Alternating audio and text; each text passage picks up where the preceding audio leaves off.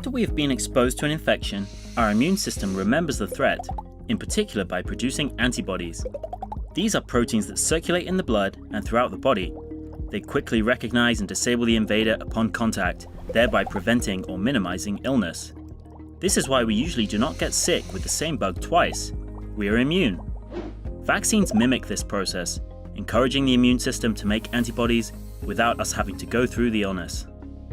Some of the leading SARS-CoV-2 vaccine candidates are mRNA vaccines, based on incorporating the genetic blueprint for the key spike protein on the virus surface into a formula that, when injected into humans, instructs our own cells to make the spike protein.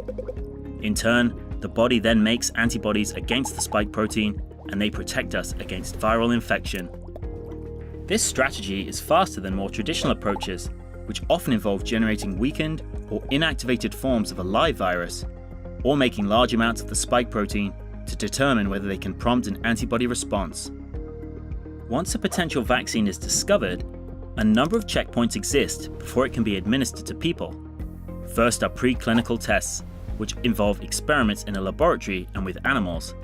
Scientists must ensure the vaccine candidate is not only effective, but also safe. For example, an antibody response to an imperfect vaccine could, under extremely rare circumstances, end up increasing the danger of becoming infected. When the potential vaccine achieves the necessary preclinical results, clinical trials can begin in a small group of people.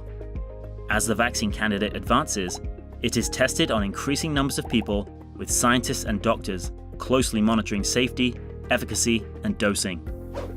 Upon successful completion of clinical trials, the vaccine candidate must be reviewed and approved by regulatory agencies such as the FDA before large-scale manufacturing and distribution gets underway and the licensed vaccine is administered widely.